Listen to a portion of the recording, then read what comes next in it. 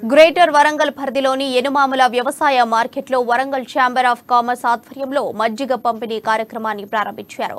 వేసవి కాలంలో ఎండ తీవ్రతను తట్టుకునేందుకు రైతులకు, కార్మికులకు సుమారు 7,000 మజ్జిగ ప్యాకెట్లను పంపిణీ చేశారు.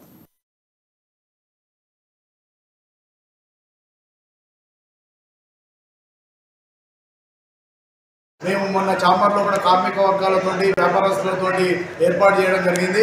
మరి ఖమ్మం గుంటూరు మార్కెట్ అనేది అది గతంలో కూడా ఒకటే మిర్చి వచ్చే మార్కెట్ వస్తాయి.